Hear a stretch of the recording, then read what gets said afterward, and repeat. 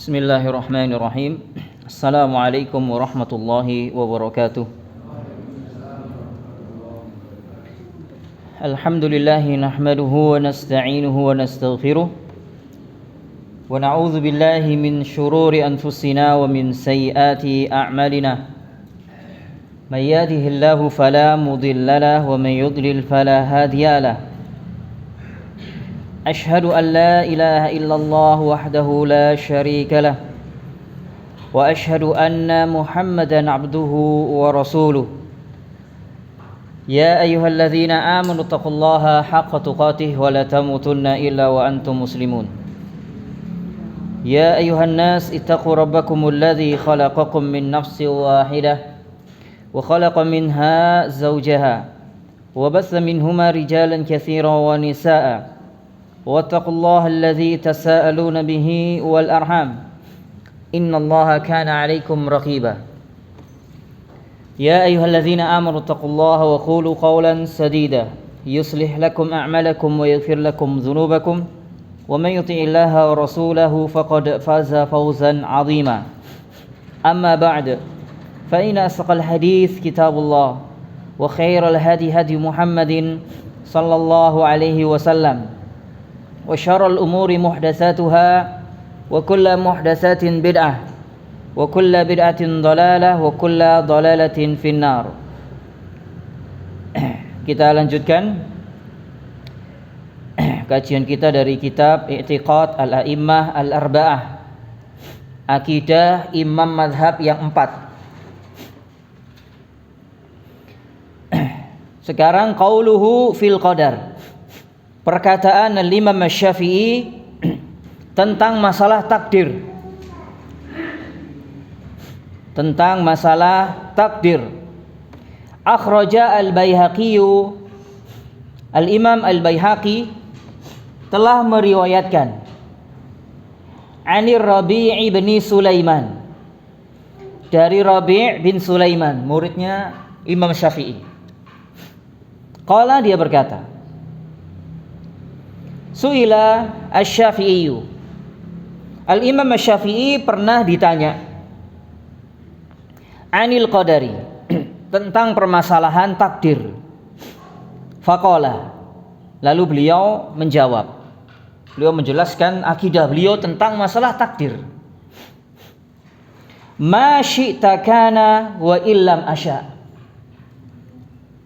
apa saja yang kau kehendaki, maksudnya Allah, kana, pasti terjadi, wa illam asya', meskipun aku tidak menghendakinya. Jadi segala sesuatu, apa saja yang dikehendaki Allah itu pasti terjadi. Tidak ada satupun makhluknya di alam semesta ini, termasuk manusia, yang luput dari kehendak Allah. Dan segala sesuatu yang terjadi di alam semesta ini, semuanya atas kehendak Allah. Ini harus menjadi keyakinan seorang muslim. Harus menjadi keyakinan seorang muslim. Tidak ada satupun makhluknya yang luput dari kehendak Allah. Wa ma syi'tu illam yasha lam yakun, dan apa saja yang aku kehendaki, kata Imam Syafi'i, jika engkau ya Allah tidak menghendaki, lam yakun, gak akan pernah terjadi. Jadi apa saja yang dikehendaki oleh manusia itu tidak akan pernah terjadi kalau Allah tidak menghendaki. Wa ma tasya'una illa ayyasha Allahu rabbul alamin, dan apa saja yang kalian kehendaki itu tidak akan pernah terjadi kecuali sesuai dengan kehendak Allah, Rabb semesta alam. Khalaqatal ibad ala ma alimta, ini kata beliau, engkau telah menciptakan semua hamba berdasarkan apa yang telah engkau ketahui, yang telah terjadi, yang sedang atau yang akan terjadi. Allah semuanya tahu. Allah semuanya tahu. Apabila seseorang meyakini bahwa sesuatu yang akan terjadi Allah tidak tahu, maka dia telah kafir. dia telah mengingkari ilmu Allah. Karena Allah Subhanahu wa taala berfirman, "Innallaha bikulli syai'in alim." Sesungguhnya Allah mengetahui segala sesuatunya yang telah terjadi, yang sedang atau yang akan terjadi. Wa fil ilmi yajri al-fata wal musin. Maka pada pengetahuan yang terus berlangsung terhadap yang muda maupun yang tua. Pengetahuan Allah terus berlangsung terhadap yang muda maupun yang tua. Ala za mananta hadza khazalta wa hadza khazalta. Ada yang engkau berikan karunia dan ada yang engkau hinakan.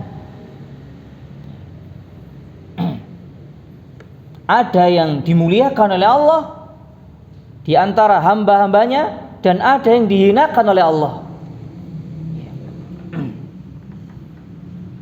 Dan kita tidak boleh mengatakan tentang permasalahan takdir lima atau limadha, tidak boleh sama sekali. Kenapa Allah berbuat seperti ini? Kenapa Allah berbuat seperti itu? Tidak boleh. Ini adab seorang hamba kepada Rabb-Nya. Karena Allah selama-lamanya tidak akan ditanya tentang apa saja yang Allah perbuat. Akan tetapi mereka, manusia inilah yang akan ditanya tentang apa yang mereka perbuat. La yus'alu amma yaf'alu wa hum yus'alun. Dia Allah tidak akan pernah ditanya tentang apa saja yang Allah Ta'ala perbuat. Tapi merekalah, manusia itulah yang akan ditanya tentang apa saja yang mereka perbuat. Dalam surah Al-Anbiya ayat 23. Tidak boleh kita mengatakan kenapa Allah berbuat seperti ini, kenapa Allah melakukan demikian, tidak boleh. Kenapa Allah menguji saya dengan misalkan dengan kesusahan, penderitaan, tidak boleh. Tidak boleh mengatakan kenapa. Allah nggak akan ditanya tentang apa yang Allah Ta'ala berbuat. Terus kemudian wa hadza a'nanta wa idza lam tu'in. Wa hadza a'natta wa za lam tu'in. Ini kata Imam Asy-Syafi'i. Kata Imam Syafi'i. Kemudian faminhum syaqiyun wa minhum sa'idun. Ada di antara mereka yang kau takdirkan celaka dan ada di antara mereka yang kau takdirkan bahagia.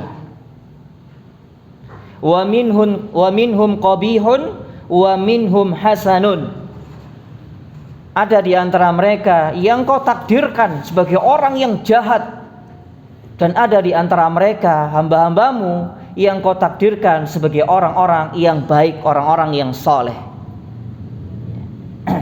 Ini kewajiban kita beriman terhadap segala apa yang telah menjadi kehendak Allah. Tidak ada satupun di antara makhluknya ini yang terluput, yang terlepas dari kehendak Allah, dari takdir Allah.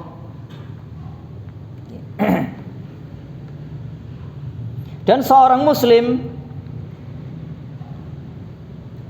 beriman kepada takdir ini memenuhi berapa martabat? Yang nyatet 4 martabat. Tidak dikatakan beriman kepada takdir, melainkan dia beriman kepada keempat martabat tersebut. Yang pertama al-ilmu. Yang pertama al-ilmu, yaitu meyakini, mengimani bahwa segala sesuatunya yang terjadi di alam semesta itu berdasarkan ilmu Allah. Allah Subhanahu wa ta'ala mengetahui segala sesuatunya di alam semesta ini. Tidak ada satupun makhluknya yang terluput dari pengetahuan Allah. Tidak ada. Ini harus menjadi keyakinan seorang muslim. Dalilnya sangat banyak sekali dalam Al-Quran. Innallaha bikulli syai'in alim. Terus kemudian alam ta'lam annallaha ya'lamu ma fis samawati wa ma fil ard, dan beberapa ayat yang lainnya. Ini martabat yang pertama, al-ilmu, bahwa Allah mengetahui segala sesuatunya. Bahkan Allah juga mengetahui kita ini semuanya nanti yang duduk di sini, penghuni surga atau penghuni neraka, Allah tahu. Allah Subhanahu wa taala tahu. Siapa di antara kita yang bahagia? Semoga kita termasuk golongan orang-orang yang bahagia di dunia dan di akhirat. Dan siapa di antara manusia ini yang celaka? Allah tahu. Ini yang pertama, al-ilmu. Martabat yang kedua, al-kitabah. Al-kitabah. Yang dimaksud al-kitabah adalah bahwa segala sesuatunya ini telah tercatat di Lauhil Mahfuz. Bahwa Allah Subhanahu wa taala telah mencatat semua takdir makhluknya. Tidak ada satupun yang terluput dari catatan takdir Allah. Di antara dalilnya, ma asaba min musibatin fil ardi wala fi anfusikum illa fi kitab. Tidaklah segala musibah yang terjadi di muka bumi ini atau yang menimpa diri kalian wahai manusia illa fi kitab, kecuali sudah tertulis di Lauhil Mahfuz.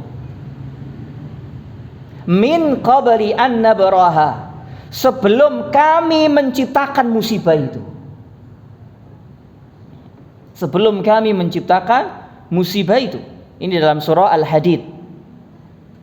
Inna dzalika 'ala Allahi yasir. Sesungguhnya yang demikian itu amat mudah bagi Allah. Amat mudah bagi Allah. Likai la ta'saw 'ala ma fatakum, supaya kalian tidak putus asa, tidak sedih dari apa-apa yang luput dari kalian. Luput apa yang kalian cita-citakan. Wala tafrahu bima atakum, dan kalian juga tidak merasa bangga dengan apa yang kalian dapatkan. Wis ana catatane wisan. Ya, sudah ada catatannya. Siapa yang miskin, siapa yang kaya, siapa yang tersesat, siapa yang mendapatkan petunjuk, sudah ada catatannya. Sudah ada catatannya. Tapi sekali lagi, Allah tidak akan ditanya tentang apa yang Allah Ta'ala perbuat. Kemudian juga di dalam hadis yang lain, awwalu ma khalaqallahu al-qalam. Pertama-tama makhluk yang Allah Ta'ala ciptakan adalah pena. Sebagaimana hadis dalam riwayat Imam Muslim, Abu Dawud dan yang lainnya. Lalu al-qalam ini diperintah oleh Allah, uktub wa ma aktub ya Rabb. Wahai pena, tulis apa yang harus aku tulis. Maka tulislah segala catatan takdir seluruh makhluk. Sebelum Allah Ta'ala menciptakan langit dan bumi 50.000 tahun. Sebagaimana hal ini dikhabarkan oleh Nabi alaihi salatu wassalam. Jadi sebelum Allah menciptakan langit dan bumi 50.000 tahun, Allah sudah menulis, mencatat takdir seluruh makhluknya. Tidak ada yang terlepas. Termasuk kita sekarang duduk di sini, sudah ada catatan takdirnya atau tidak? Sudah ada. Tercatat di Lauhil Mahfuz. Ini yang kedua. Yang ketiga, al-irada wal masyiah. Ini martabat yang ketiga.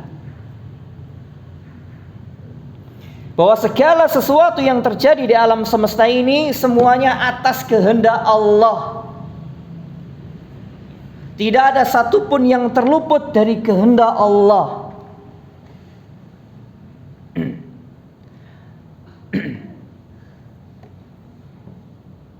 Dan kehendak ini ada dua, kata ahlu sunnah. Menurut ahlu sunnah, keyakinan ahlu sunnah, yang pertama iradah kauniyah.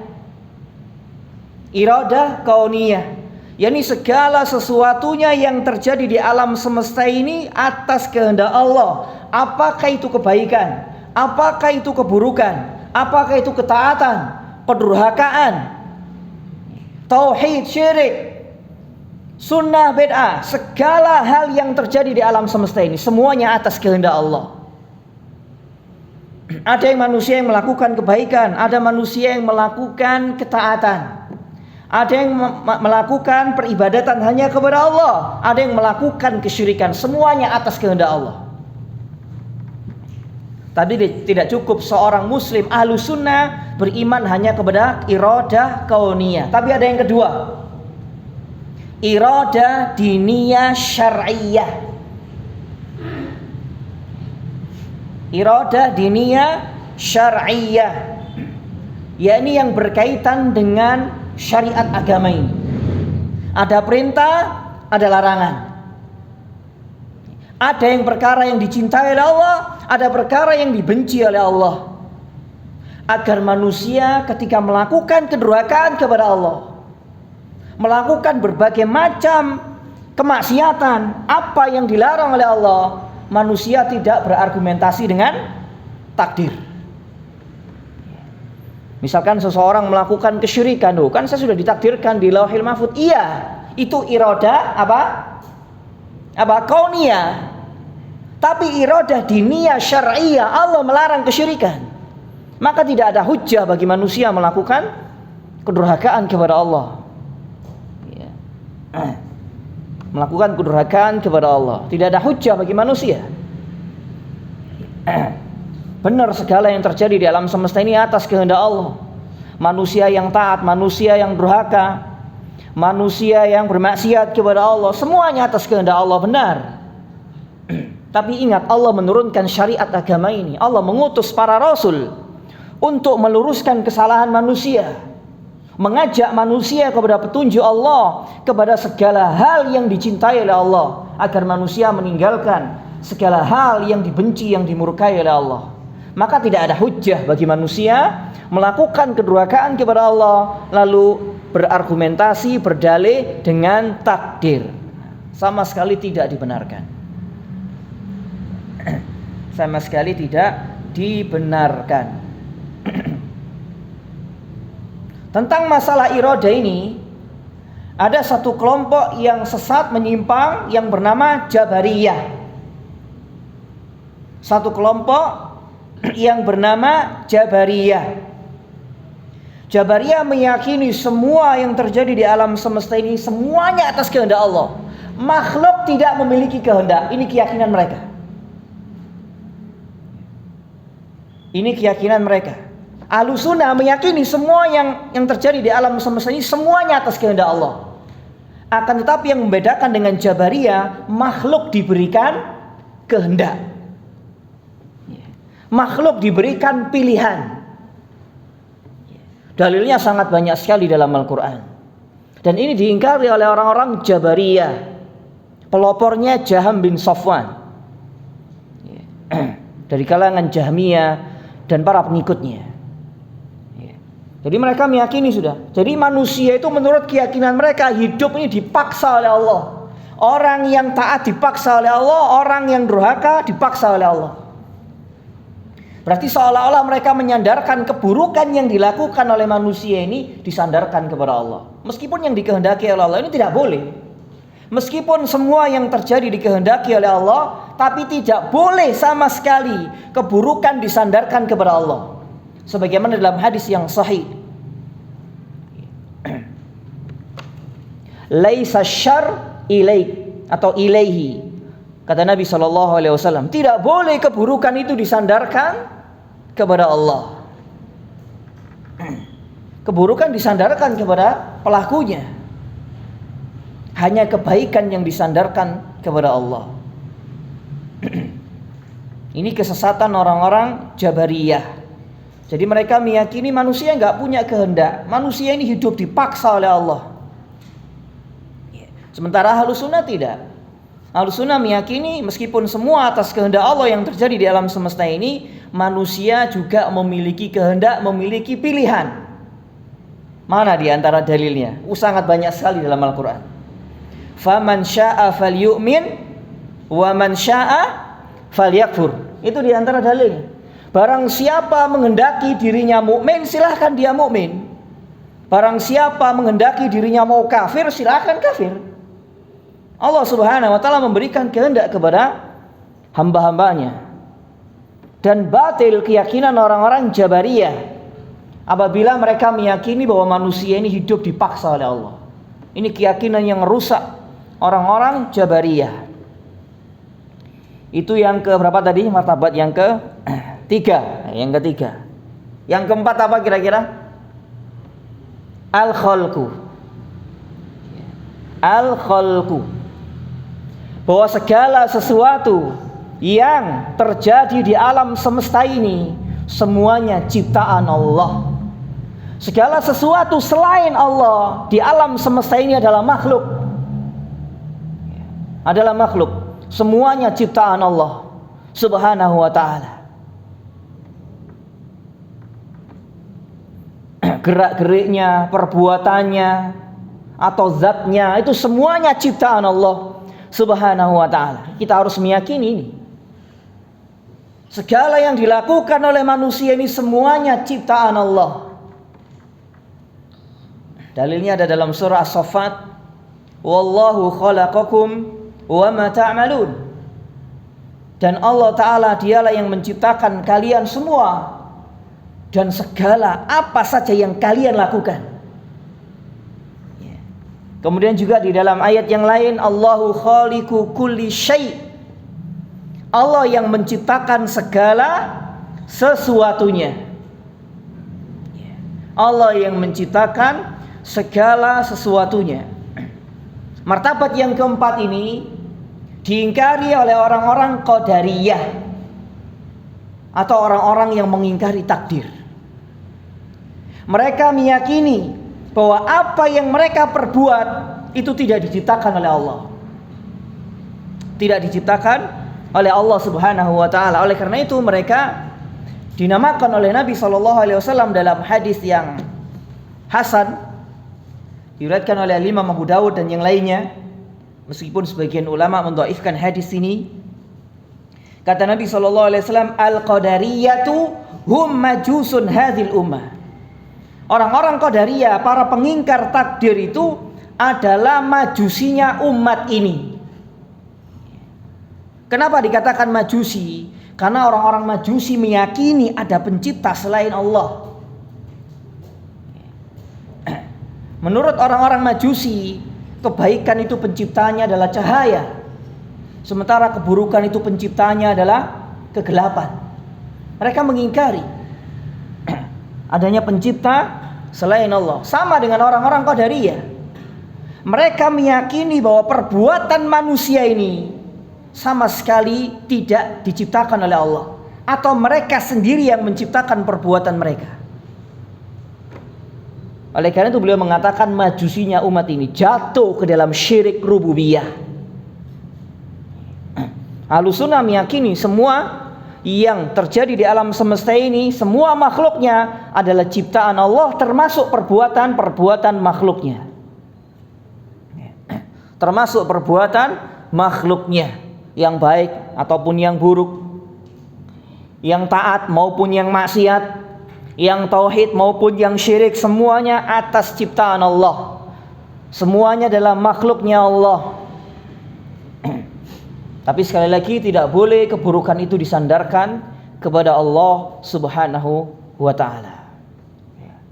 Tidak boleh disandarkan kepada Allah Subhanahu wa ta'ala. Dan Allah tidak akan pernah sama sekali ditanya tentang apa yang dia perbuat. Namun mereka manusia inilah yang akan ditanya tentang apa saja yang mereka perbuat. Yang mereka perbuat. Kewajiban kita tentang masalah takdir, iman, terus kemudian terus kita beramal. Sebagaimana dalam sebuah hadis Nabi SAW pernah mengkhabarkan kepada para sahabatnya Tidaklah salah seorang di antara kalian melainkan telah ditetapkan tempat kembalinya nanti di akhirat, di surga atau di neraka. Jadi masing-masing kita ini sudah ada tempatnya nanti di sana. Cuma tidak ada yang tahu. Karena ini masalah takdir. Takdir adalah sirrullah. Takdir adalah rahasia Allah. Tidak ada satupun makhluknya yang tahu. Hatta itu para malaikat, para nabi, tidak ada yang tahu satupun di antara makhluknya. Rahasia Allah. Ketika kita berbicara tentang masalah takdir, berarti kita berbicara tentang rahasia Allah. Tidak boleh berbicara tentang rahasia Allah melainkan seperti apa yang Allah Ta'ala kabarkan, sebatas berdasarkan Al-Quran dan Sunnah. Sebatas berdasarkan Al-Quran dan Sunnah. Tidaklah salah seorang di antara kalian melainkan telah ditetapkan tempat kembalinya nanti di akhirat, di surga atau di neraka.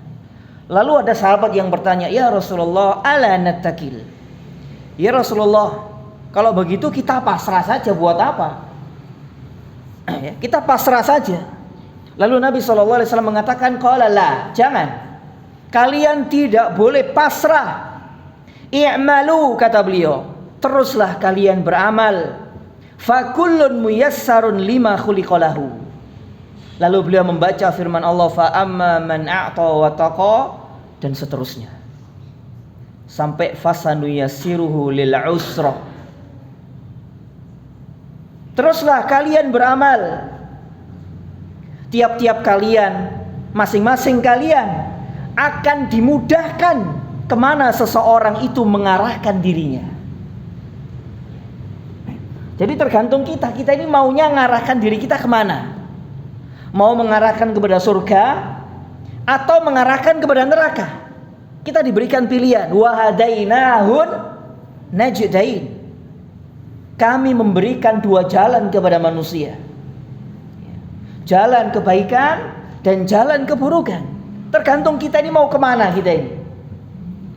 Kita menginginkan kebahagiaan, kemenangan, keberuntungan. Ya hendaknya kita memilih jalan yang mengantarkan kepada surga. Dan itu tidak ada lain mengikuti Al-Quran, mengikuti sunnah Nabi-Nya alaihi salatu wassalam, dan para sahabatnya, orang-orang yang telah dijamin masuk surga. Kita hanya tinggal nyontoh mereka. Tapi kalau di antara kita menginginkan kebinasaan, kehancuran, ingin dimasukkan kepada neraka jahanam, ya tinggal pilih masuk neraka jahanam. Ikuti jalan orang-orang yang durhaka seperti Fir'aun, Abu Lahab, Abu Jahal, terus siapa lagi? Orang-orang kufar, orang-orang munafik. Ikuti jalannya orang-orang yang demikian. Maka seseorang akan dimudahkan kemana dia mengarahkan dirinya. Akan dimudahkan seseorang kemana dia mengarahkan dirinya. Ya tergantung kita. Semuanya tergantung kita. Allah Subhanahu wa ta'ala memberikan pilihan. Allah tidak pernah memaksakan kepada hamba-hambanya. La yukallifullahu nafsan illa wus'aha. Ya tentunya kita semua sebagai seorang muslim, seorang yang beriman kepada Allah, kepada Rasulnya, kepada hari akhir, tentunya kita semua mengarahkan diri kita jalan menuju surga dengan mengikuti Al-Quran, mengikuti sunnah-sunnah Nabi alaihi salatu wassalam, mengikuti jalan dan sikap cara beragama beliau dan para sahabatnya.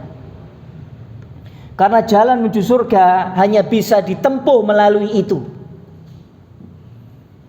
tidak dengan jalan yang lainnya. Jalan kebenaran ini hanya satu. Sementara penyimpangan itu, jalan-jalan penyimpangan itu begitu banyak sekali. Allah Subhanahu wa ta'ala telah berfirman, wa anna hadza sirati mustaqiman. Dan bahwasanya ini loh, Islam ini loh, jalanku yang lurus. Fattabi'uhu, maka ikutilah Islam ini. Islam yang dibawa oleh Nabi alaihi salatu wasallam. Kemudian Islam yang dipraktekkan oleh generasi para sahabat beliau.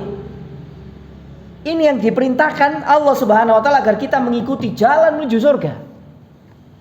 Karena mereka, Nabi SAW dan para sahabatnya adalah orang-orang yang telah mendahului kita masuk surga, yang telah dijamin mereka semua masuk surga.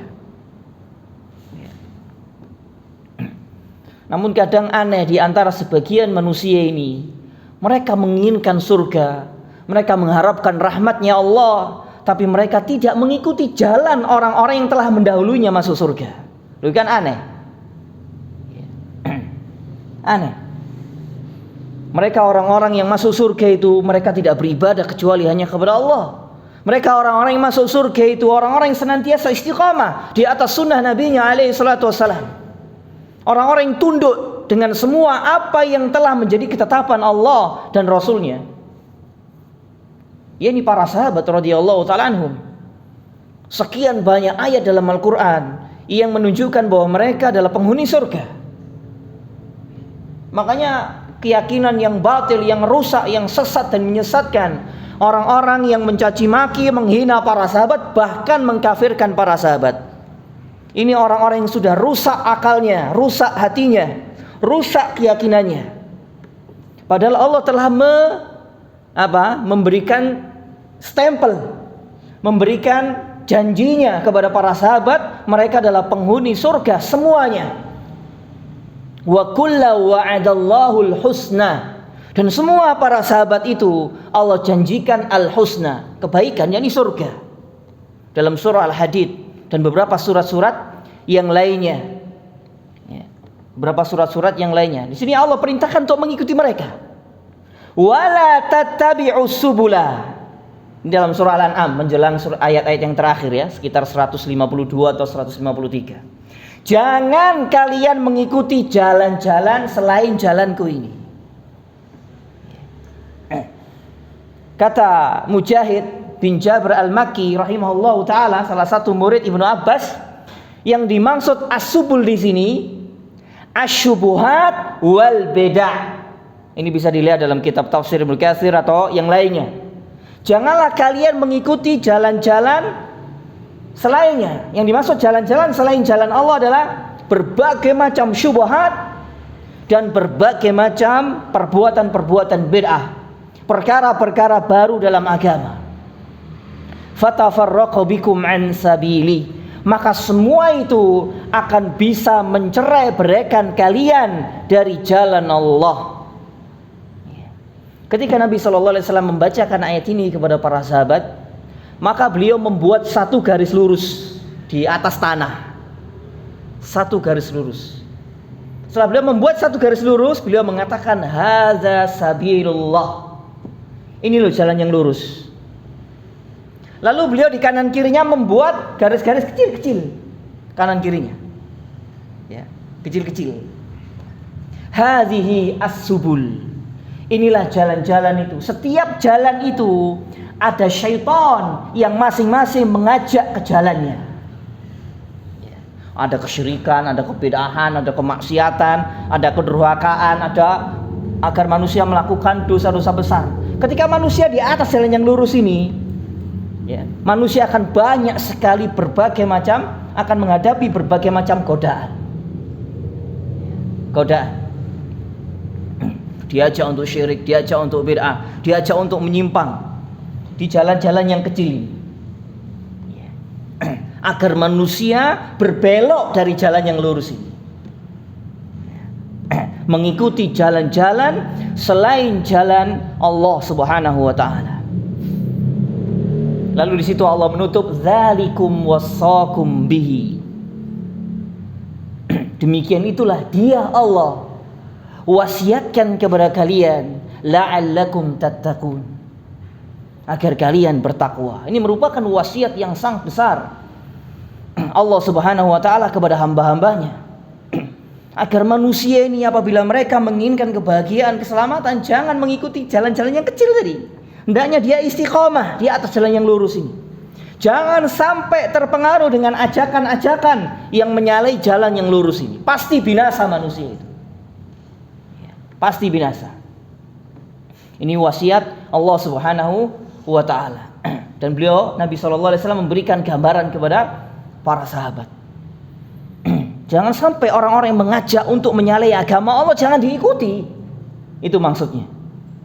Mengajak kepada kesyirikan, mengajak kepada kebid'ahan, mengajak untuk melakukan hal-hal yang baru dalam agama yang Allah dan Rasulnya tidak pernah mensyariatkan, jangan diikuti. atau mengajak untuk menghalalkan apa yang Allah Ta'ala haramkan, jangan diikuti, tetap di atas jalan yang lurus. Allah mengatakan gak boleh, katakan gak boleh. Allah mengatakan haram, katakan haram.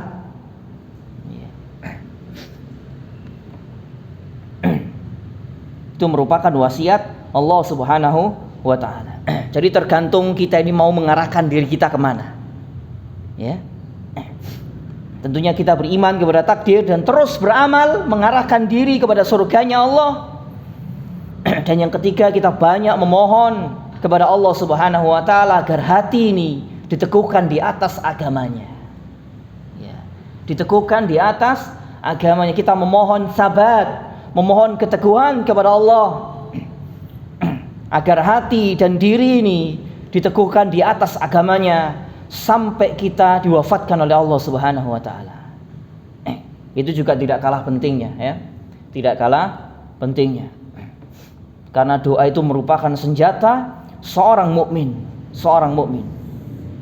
Dan dia yakin hanya Allah Subhanahu wa Ta'ala yang bisa menolongnya, yang bisa menyelamatkannya dari berbagai macam kesesatan dan penyimpangan di dalam beragama. Apalagi di zaman kita sekarang ini, Masya Allah, ya. Berbagai macam kesesatan. Muncul orang-orang bodoh berbicara agama. Muncul orang-orang sesat dan menyesatkan tampil berbicara agama di hadapan ribuan bahkan jutaan manusia. Kira-kira terjadi enggak ini? Masya Allah. Apalagi ada media sosial ini, ya, di YouTube, Masya Allah. Muncul berbagai macam kerusakan di sana. Dan berapa banyak kaum muslimin yang sesat dengan sebab munculnya orang-orang bodoh tampil berbicara agama. Ya, Masya Allah. Mereka berbicara agama Allah ini semau mereka saja, tidak berdasarkan nas Al-Quran dan Sunnah. Masya Allah. Berpuluh-puluh ribu orang, bahkan berjuta-juta orang disesatkan oleh mereka. Ya, di sini pentingnya kita banyak memohon taufik, memohon hidayah taufik, memohon bimbingan Allah, keteguhan di atas agamanya. Karena kita tidak tahu nanti seperti apa akhir hayat kita. Mungkin di zaman sekarang atau saat ini, mungkin kita bisa istiqomah di atas jalan yang lurus. Tapi tidak tahu nantinya. Apalagi setelah atau menjelang mati kita, wafat kita tidak tahu. Apalagi fitnahnya sangat luar biasa pada zaman kita sekarang ini. Sangat luar biasa munculnya orang-orang yang mengajak manusia untuk menyelisih agama Allah Subhanahu wa Ta'ala. Dan orang-orang yang disesatkan itu mereka tidak tahu kalau mereka disesatkan. Bahkan yang banyak di antara mereka adalah membela orang-orang yang telah mereka sesat, yang telah menyesatkan mereka. Masya Allah, ngeri Pak. Apalagi melihat dunia YouTube tuh, Masya Allah, ngeri banget. Dunia media sosial ini, ya. Ini sepupunya dunia gaib ini, ya. Dunia media sosial ini, ngeri sekali. Makanya kita harus hati-hati, Sebagaimana dalam sebuah hadis yang diriwayatkan oleh Imam Muslim, yang maknanya nanti akan muncul berbagai macam fitnah yang malamnya seperti siangnya. Orang yang di pagi harinya mukmin, di sore harinya dia sudah kafir. Atau sebaliknya, di sore harinya dia mukmin, di pagi harinya dia sudah kafir. Bisa jadi kafir secara identitas, iya, dia pindah agama, atau kafir secara keyakinan meskipun identitasnya masih Islam. KTP-nya masih Islam, tapi keyakinannya sudah memiliki keyakinan yang kufur yang mengeluarkan dia dari Islam. Saking hebatnya fitnah itu. Barangkali terjadi di zaman kita sekarang ini. Barangkali terjadi pada zaman kita sekarang ini. Masya Allah, sangat-sangat mengerikan. Maka untuk membentengi yang seperti itu, yang pertama kita berdoa kepada Allah. Kemudian yang kedua dengan cara menuntut ilmu, terus belajar dan belajar. Pertama-tama yang harus kita pelajari dalam agama yang mulia ini, yang hak ini, tentang masalah iman, tentang masalah tauhid, tentang masalah akidah. Jangan yang lain dulu. Meskipun pelajaran yang lain juga kita pelajari, seperti sholat, zakat, atau yang lainnya kita pelajari. Tapi yang paling kita prioritaskan tentang masalah iman. Bagaimana sih kita bisa beriman kepada Allah dengan keimanan yang benar? Karena dengan sebab iman yang benar itulah seseorang akan bisa selamat di dunia dan di akhirat. Meskipun sedikit ilmunya, meskipun sedikit amalnya, tapi dia membawa keyakinan yang benar. Daripada seseorang yang banyak sekali amalnya, banyak sekali ilmunya, tapi dia bodoh dalam masalah iman, bodoh dalam masalah tauhid, bodoh dalam masalah akidah. Dia tidak mengerti mana yang harus diikuti, keyakinan yang benar ini mana, tidak tahu. Meskipun dia berbagai macam amal dilakukan, ini bisa menghancurkan dan membinasakan dia di dunia dan di akhirat. Dan sering saya sampaikan, bukankah orang-orang umat-umat terdahulu dibinasakan di dunia dan di akhirat oleh Allah? Itu disebabkan salah dalam masalah apa? Apa salahnya? Keyakinan. Salah akidah, Pak. Yahudi, Nasrani, mereka dihancurkan oleh Allah, dibinasakan di dunia dan di akhirat, dikafirkan oleh Allah karena salah akidah, salah masalah iman, salah masalah iman. Sebagian orang-orang Yahudi meyakini Uzair itu anak Allah. Sebagian di antara mereka menyembah Uzair, salah satu nabi Allah. Sementara orang-orang Nasrani meyakini Allah itu ya Isa atau Yesus atau itu anak Tuhan. Itu mereka yakini sampai mati. Dan itu sampai pada zaman kita sekarang, orang-orang Nasrani keyakinannya seperti itu. Meskipun mereka melakukan berbagai macam kebaikan dalam masalah sosial misalkan, itu semuanya tidak bermanfaat sama sekali ketika berjumpa dengan Allah nanti pada hari kiamat. Mungkin apalah orang kafir penemu apa atau apalah, penemu listrik atau penemu apa, yang banyak sekali kebaikannya dimanfaatkan oleh orang-orang setelahnya, tapi dia kafir. Binasa dia di dunia dan di akhirat, karena Allah tidak akan pernah menerima kecuali Islam.